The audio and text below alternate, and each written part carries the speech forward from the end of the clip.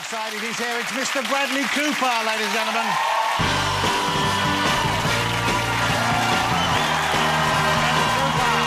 Hey, Bradley. Thank you for joining me. Come on, have a seat. Bradley Cooper. Great to have you here. Thank you. This is nice. Well, thank you. It's it's designed for your comfort.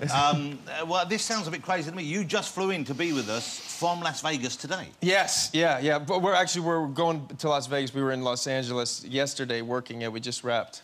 And this is, we should say, this is exciting. This is Hangover Part 3. The Hangover. So those guys at this, they've still got a hangover. They all do, yeah. That was some party they had. There have been rumours here in the press, I don't know if you've read this, I don't know if you even know who this young woman is, but there's been rumours over here that Cheryl Cole, who we all love in this country, is going to be making a guest appearance in Hangover 3. Yeah, I don't know if that's accurate or not. No. Yeah, I'm not sure if that. Well, you're making the movie, so if you don't know, then I think. But you know what? We don't know everything. There's surprises all the time. So maybe she could be hidden in a bathroom like that tiger. That would be nice. Okay. So did you know? You knew, I guess, when you were making one that you'd be working with Mike Tyson. I did, yes. Okay, then that must be, I would have thought, initially at least, an intimidating day at work. Especially for Zach, who plays Alan, who Mike had to hit. Yeah. He was not looking forward to that day. But you know, Mike, he's a great guy, and he was in Hangover Part 2 as well, and I was so happy to meet him. He didn't actually make contact with Zach. You know what? To be honest, I remember because I was right there, and they take stills when you're shooting a movie, and he hit him so fast, or went by, and Zach has a big beard, and actually his beard was indented when he did it. But there's a still of the shot, and he's already followed through, and Ed and I haven't even turned yet. That's how quickly he hit him. Yeah, it was pretty crazy. Yeah, terrifying. I imagine. Could have been the end for Zach. All right, now, Bradley is a very talented actor, and he's obviously quite easy on the eye. This is, a men like me, you will find this very, very irritating indeed. He's also an excellent cook, I believe. I love to cook, but I grew up, I'm a half Italian, and my grandmother, you know, growing up, that was just, all Italians talk about is, you know, what you're going to eat for breakfast, and then when you're eating breakfast, what are you going to eat for lunch, and, you know, and then it goes on and on. But you used to work as a cook as well, didn't you? I did. I worked at restaurants since I was 15. I was like a busboy, and then worked in the back of the house, and all the way up till I was in my early 20s. So in magnificent shape, acts, has sparkling eyes, cooks, and also you speak fluent French. Yeah, pretty much. Wow. Yeah. So irritating. Really. No, I have some horrible traits. Well, OK, well, what do you have? Humanise yourself for me. Make us men feel better about ourselves. What are your bad habits? The hardest thing to stop was chewing tobacco. I used to always chew tobacco. Well, that's a disgusting habit. That's disgusting, yeah. Okay. And I would do it at work, too. Ooh. I remember shooting this movie, I can't believe I did this, but they called He's Just Not That Into You. And I remember being there, and I had scenes with Scarlett Johansson, who's a beautiful, talented actress, and oh my God, it's Scarlett Johansson, and I can't believe I have this job, and hold on a second. And I'm thinking of this act, and I just have a cup, and I don't even think about it. I have this big wad of dip in my mouth, and we're talking about the scene, and I'm like spitting, and I remember there was like saliva, would be like a line of saliva to the cup, and it was really disgusting, yeah. Okay. And she would, and here's the other stupid thing, like deep down I thought like, yeah, but you really like it. And then, come on, it looks like I'm a man. You thought it was manly. And it kind of is. Like, let me tell you something, Bradley. No, it's disgusting. Well, let me just check. Women, does that put you off, Bradley? No. Yeah, you're saying that's so annoying. David, have you ever chewed tobacco? No. No. I think I should try it, though, because I don't think I come across as manly enough. Stephen and Joe, I imagine you have tried most things. Did you ever do the tobacco chewing? Positively, we did everything. OK, so Bradley has a new movie coming out very soon here. It's coming out on the 21st November. I think it's the best movie you've ever made. Oh, thanks. And I've liked many of your movies, many fine films. It's called Silver Linings Playbook. And this is, I imagine, a pretty important film for you. You know, it was, honestly, it was life-changing. I mean, it was when I was a kid dreaming about being in movies, and it was movies like this. And David O. Russell is you know, one of the best American directors that we have, and Robert De Niro's in it, and Jennifer Lawrence, and Chris Tucker, and it's just a great story that takes place in Philly, and I'm from Philly, and, you know, I played De Niro's son. It was incredible. So your first day working with Robert De Niro, how does that play out for you? What do you do? You know, it was an interesting culmination, because the first time I ever met him was, well, I never met him, but I was in the audience, and he was doing Inside the Actor's Studio, and I asked him a question, and... So how old were you then? I was, you know, 24 26 or something. So you hadn't 25. had any real success that we would know? No, no, I was still in school. Okay. Yeah, and I asked him a question. I remember he said, because he doesn't talk much. Yeah. And he had done the whole interview, and I remember I asked him I was so nervous. This is stupid. I was so nervous because it was such a specific question I asked him. it was such like a nerdy question about this movie Awakenings, where he wanted to go for a walk, his character, and this medicine he was taking wasn't working anymore, so he kept having a tic, and he would compensate by pretending to rub his eyebrow. And so I wanted to ask him if that was something that he saw or just came up, and I was just like, I was shaking. Because you had to stand up and ask the question and say your name and what track you're on, which is so stupid, so I never even said that. But anyway, so this other guy asked a question, and I ask it, and then he's there, and he's like, no, I didn't see anybody do that, no. That's a good question. And I was like, what? Wow. And it was like a beam of light shot into my stomach when he said that. And I honestly, and this is so. And then I asked the school if I could have a copy of that moment, and they just had it like in the wide set. And I'm not kidding. I would think about it like for a year later. I would think like, well, you know what? Like, go for it, because Robert De Niro did say that was a good question. And honestly, so. Just that tiny bit of advice. You never know the impact you have.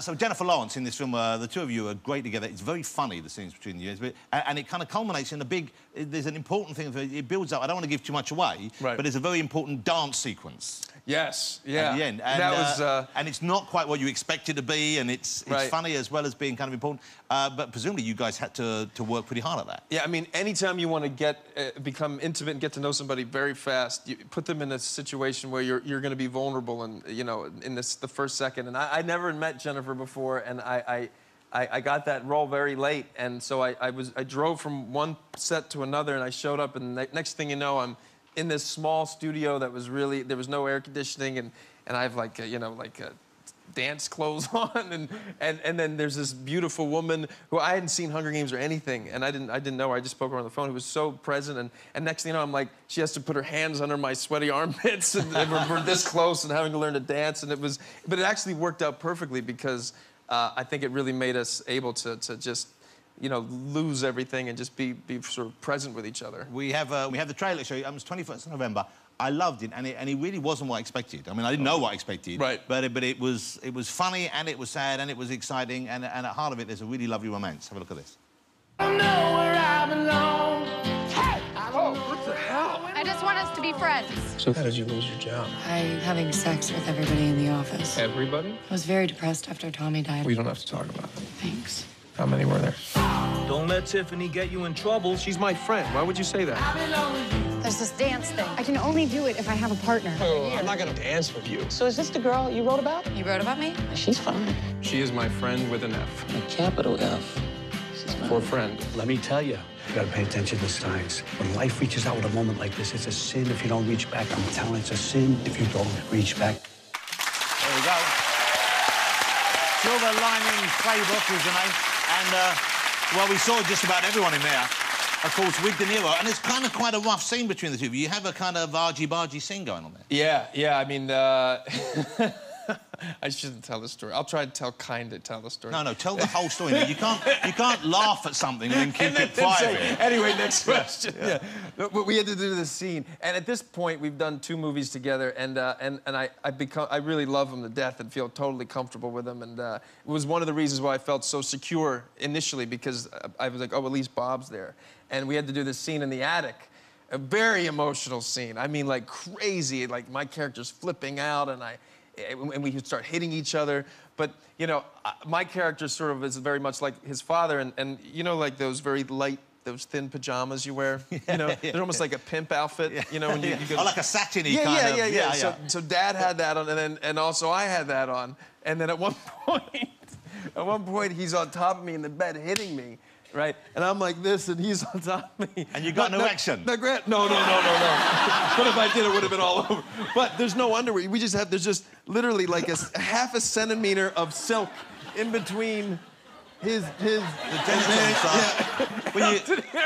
then he would do the take, and he'd be like, is that good? We got good? And I was just trying not to laugh. because Robert De Niro, you know, you feel that, you know, is the thing. And I just thought, how has this happened? Wow. At 36 years old, I am Robert De Niro's I'm rubbing balls junk with the greatest screen actor. greatest Well, David Mitchell has a book out. I hope it's packed with anecdotes as rich as that one, David. It's got an identical anecdote.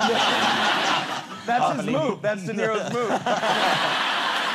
Hey, I need to ask you this. Now, you will have seen Bradley. Bradley, you kind of do modelling work as well, don't you? No. Yes, you do. What's going on here? That's horrible. Well, what are these? Holiday snaps? These are from, like, yeah. These are me and my... What's that? Is that your Twitter profile? What is it? These are me and my pals. What's going on there? What's going on there? Just me and my pals hanging out. You know, if only we Don't you do that with your buddies? You pick some prime ones. If we could pan round, you see De Niro in silk pajamas taking it. We done yet? That's a sexy photograph. You think so? Oh, I think it's awful. When you're doing that picture, is there a sexy place in your head you go to, Bradley? Where do you go when you're taking these pictures, Bradley? The truth is, I love everything I do, and like acting and being in promoting movie. I absolutely fucking hate taking a photo, having that done. Well, so you look like you're hating every second of that. I think that was me just sort of cringing that I'd somehow taken my shirt off. Well, is it embarrassing to do that? I mean, it's not as embarrassing as if I was to take my shirt off, but I mean, you feel like you're being sort of sold in the wrong way? No, I just don't feel comfortable doing it. I just don't, for some reason, I never... So you wouldn't want to take it off now? Oh, God, no. Believe me, you don't want to see it. It's been lovely having you here. You're a charming company. Oh, thanks for having me. Really love it. And I know you're slightly jet-lagged, and you come in and you've found the energy to entertain us all. And also, congratulations on Silver Linings Playbook. Oh, really. Thank you. I think it's gonna win awards, and I hope it wins a major one for you as well, because it's terrific. It's out November 21st. Go and see it. You won't regret it. Mr. Bradley Cooper, ladies and gentlemen. Thank you so much.